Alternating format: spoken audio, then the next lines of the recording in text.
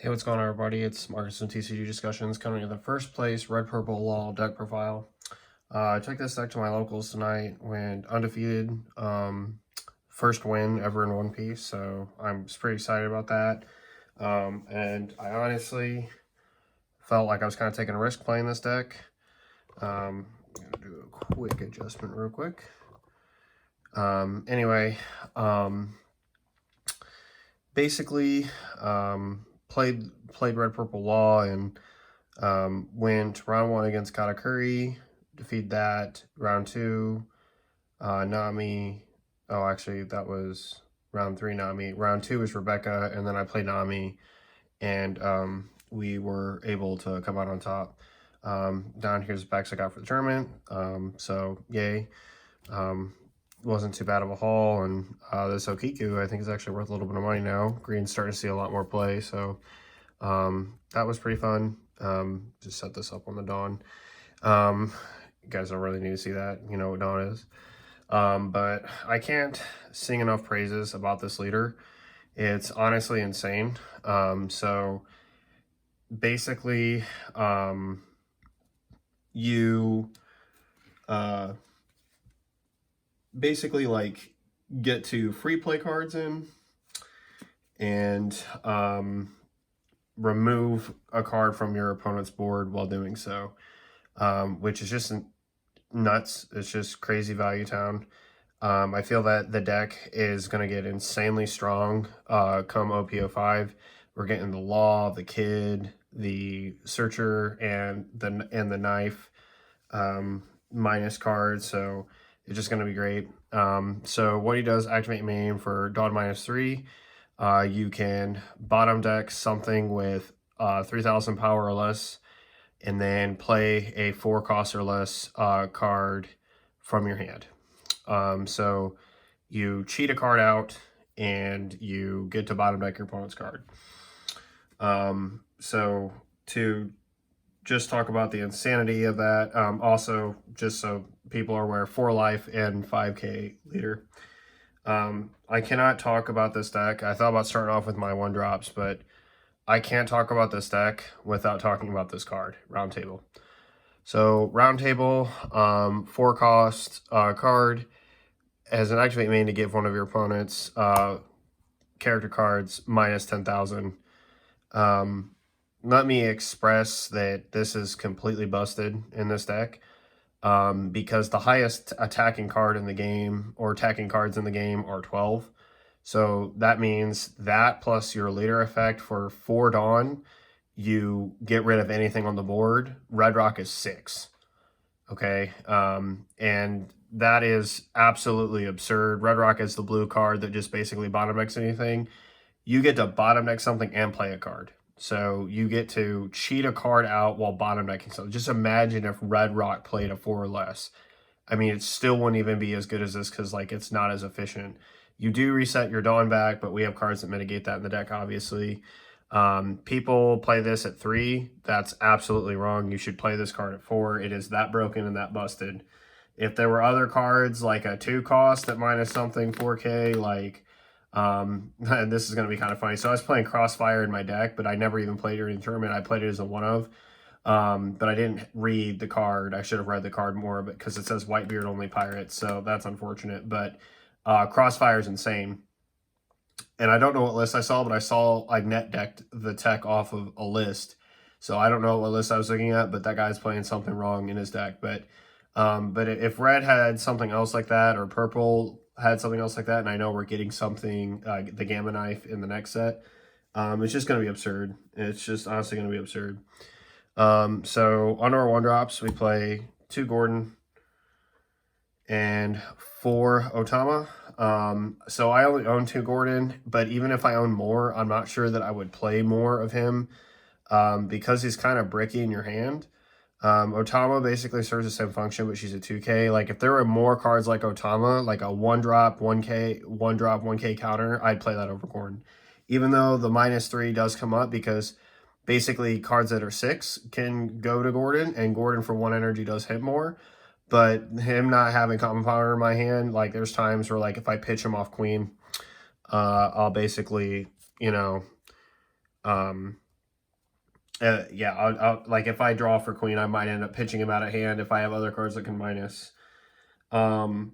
Speaking of other cards, onto a super sneaky card. For our 2 drops, we play 3 Blamenco and 4 Djembe. So Blamenco is basically Djembe. They both do the exact same thing, except for he's a 3K and he is a 2K. So he's better for attacking, number one, and number two, they both have the same effect. So give up to one of your opponent's cards minus 2K, give up to one of your opponent's minus 2K during this turn. Both have Dawn X1, but this is a 2K counter, so we want to keep this in hand, and we play Blamenco out, so we have more power and basically the same effect. This is a card you can also play on your, like going for, like if your first turn, if you're going second. So both of these cards, if I have them in hand, since we don't have like any 1-drop searchers or anything in the deck, because, you know, like Nami's banned and there's not enough Whitebeard cards in here to even remotely justify playing like Ezo or some other searcher. And we don't have anything like that yet until next set we do get a searcher, but it, you know, that's next set. So with what we have right now, this is not a bad thing, not a bad turn one play. And it basically sets it so that, like, for example, if you play against Katakuri and they on curve see Parasparrow, so they can play Parasparrow down and you can just immediately bottom deck it and get rid of it. And if you have your like replacement Dawn effects, it's like super good. Next, on to another card that I think people are not running at all, or they're not running enough of. So I've seen it at 3, I've seen it at 2. I think it's wrong. Rush Zoro. Rush Zoro is an insane card because basically for the cost of him to come to the board is the same cost of the Dawn that you're going to minus to get rid of something.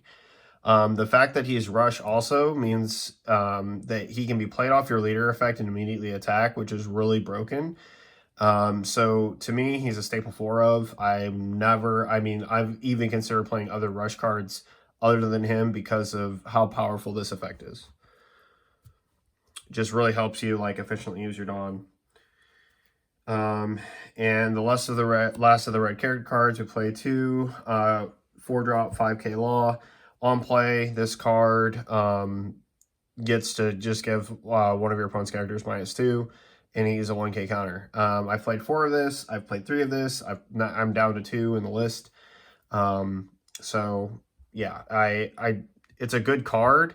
Brook might be a little bit better because he'd be a 4 for 6 swing and does the same thing every time when attacking. He's only on play, so like it just matters when you play Brook. One thing that's also good about him though is that it is immediate, so that's also some value that you have over him. So just something to consider. I don't have Brooks. If I did, I might play him over Blamenco, but it would like drastically hurt my early game if I did. So it's just something to like kind of consider. Because basically, Brook, while being a 6K attacker that also minuses something, the issue that you have to think about with Brook is that he has to attack, which means he has to be played. And if he gets answered, then you're not going to get any value off of it. And the question that your opponent needs to ask, like, are they really going to 3,000 worlds your 2-drop?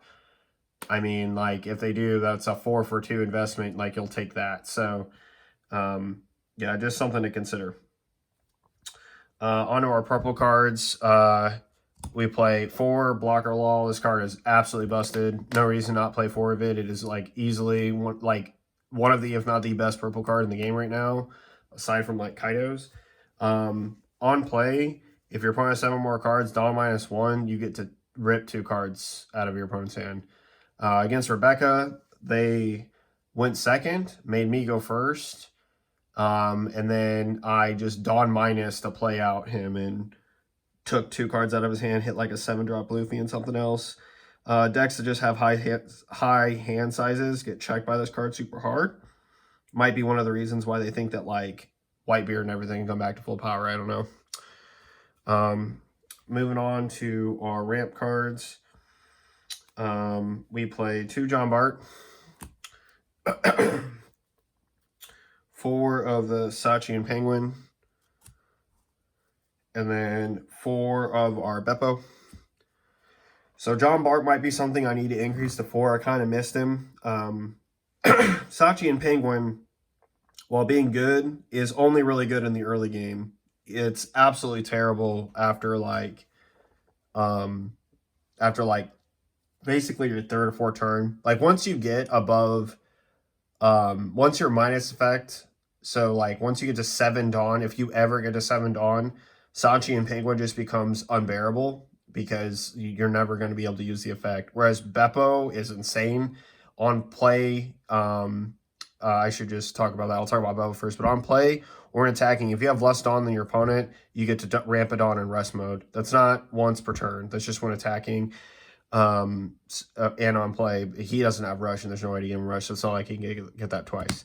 Sachi on play, if you have 3 or less Dawn, take up to 2 of your Dawn and charge it in rest mode. And John Bart on play, when you can tap a Dawn to take a Dawn from your deck and set it as active. So it's basically like you just ramp an active Dawn. You trade out the Dawn that you paid for that. But that it's there to strictly increase your numbers. Sachi and Penguin, while like the only value that the card has is the fact that it's at 2K.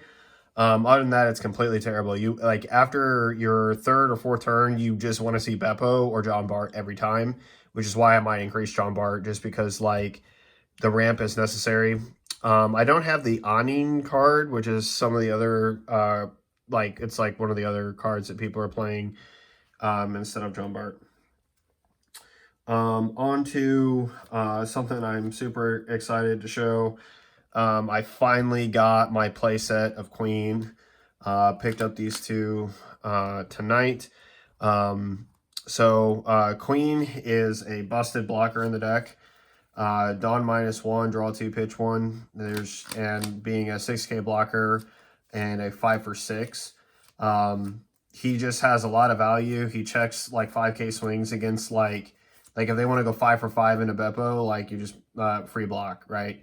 And you take care of your opponent's board so much that there really isn't a like they should not have multiple swings. Like if they do, like you're kind of like in a bit of a pickle, and you might have to like plan accordingly. But like between Wall Blocker and Queen, it's just absolutely amazing. It's a good tempo play. It also gets you behind for Beppo, which is really important. Like Dawn minus effects are just like strong, like in this deck. If the card Dawn minuses, like it's just really good. So yeah. Next a tech that I like to see, but this will definitely become the new law card, is Miss All Sunday. So for those of you who don't know what she does, on play, add up to 1 Dawn from your Dawn deck to and rest it. And then if you have 6 or more Dawn on your field, you draw a card. And then she has a trigger, Dawn -2, play the card. So she's nuts for a number of reasons. One, if she gets hit out of life, you can Dawn -2 to bring her out, which if you then have the Sachi and Penguin and the Beppo in your hand to play, they become more valid targets to play. She can also draw you a card. So if you're at 7 Dawn and you're struck at life and you go, you -5 down to 6, and then you ramp 1, because you're at 6, you get to draw a card. She also replaces herself on hard cast play.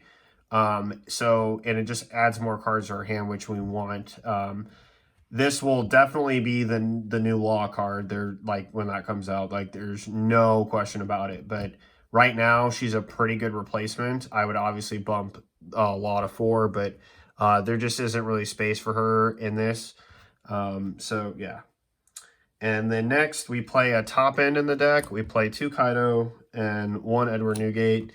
Kaido's insane. The only question is whether or not you'll ever get to this top end. And I totally get that's like a really valid question between round table -3 to whatever. There's games where you won't get there and you just pitch the cards off Queen or whatever other discard effect or something that you can have. Like you can just get rid of them with Queen or whatnot. But the reality is that if you see these cards though, they like break the game. Like If you have a full board of just swinging 5Ks and then you drop Kaido on top of it, you just remove the blocker or whatever else is there, like it can break the game. Especially if you have like ramp behind it, like if you have like a Beppo or two, that's just going to be really powerful because like they're going to get more value out of it, and you'll be able to get rid of a card just immediately good against blockers. And Edward Newgate is also pretty crazy because you get to one KO if you Dawn 2 on him, and then you get the KO effect, and then just your leader being a 7K for the turn, plus like the fact that you can, like, for example, let's say you have 10 Dawn, like this is just like a thing, and you have like they have like a card that has 6,000 power, so you have like this in Gordon. You can play Newgate, give your card whatever, right? Your leader 7K, and then you play down Gordon, bottom deck a card, or Tomo, fill in the blank if it's a 5K. Then you can bottom deck and like play like Law Blocker, right? So you have now a blocker, Newgate, and then your leader 7K for a free 7K swing at whatever. You got rid of one card and you've played two. And that's also what's like kind of insane about the deck. Like you can easily math playing out two cards all the time. But in that scenario, when you're 7K and you got a blocker for free, not including whatever else is on your board, that's pretty crazy. So that pretty much does it for the character cards. And then on to the rest of our events. We play one Radical Beam, one Guard Point, and then one Red Hawk. Red Hawk is literally like insane, especially if it's hit off trigger life. Like, I know it's random because it's a 1-0, so it's like, how often is that going to happen? But the other day I was playing a game and my last life was Red Hawk, and my opponent had like a 9-cost Mihawk. It was my last life, and I didn't have anything, but like I like didn't have anything in hand, and if the turn got back to me, I ought to win. And Red Hawk was hit and minus the Mihawk, the 9-drop, all the way down to -1, and they had 3 Dawn. So the turn was over. So like it can be pretty clutch. What I would like this to be, and what it was before during the tournament, even though I never played the card, I couldn't use it. It was Crossfire. So whoops. But it's okay because we never even used we never even saw the card. Like I literally didn't even see the card at all. And you could easily cut this for a guard point, and increase, maybe if you want to like cut these bigger cost cards because you don't see them on curve as much, you can maybe fix something else in there. You could also like, these cards could be like 6-drop Rush Luffy or something like that. And once we get Nami back as a searcher, that might be something that's like more valuable with like the Radical Beams, guard points, and whatnot. So yeah, that pretty much does it for my Red Purple Law deck. Honestly, like the deck is just nuts. It just really needs to see like the Beppo. Like if you don't see Beppo, you're crying. Or like the Sachi and Penguin early, because if your opponent is playing cards that do need to be answered, so they're not getting value off of them. Like if you play like against like Blue Croc, for example, like this is just an example. Blue Croc, if they play like the All Miss Sunday or something, like you just don't want them getting the value back off of that, right? Dofi blocker, or the Sentimaru, like you just don't want them getting value off it. So you want to get rid of those cards. It can really hurt if you don't see like Beppo or Sachi and Penguin, especially Sachi and Penguin in the early game. It's like like Sachi and Penguin early game against decks that you're gonna have to bottom deck. Another example would be like Cotter Curry for the Parasparrow, or Randolph if you can minus it low enough or whatever. It's just going to really be important for you to be able to answer those cards, and you just don't want to bottom deck like and not have that value back in your Dawn. You're not Kaido, right? Like you don't just get to rest the field stage and get ramp, or attack over a card if you're blue purple Kaido and rest the field stage and ramp. Like you just don't get to do that. And so it's one of those things where it definitely, it just definitely matters how you manage that. And I know a few things, like the 5-drop Kid coming out is going to be broken in this deck. And that's going to be like a staple everywhere. You know, some of the other cards that you might consider, like the 6-drop card that like Ramsadon or Thunderbaga, these other cards you may consider.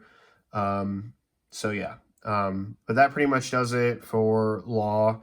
Thank you so much for watching. And yeah, this is Marcus from TCG Discussions signing off. I'll see you in the next one.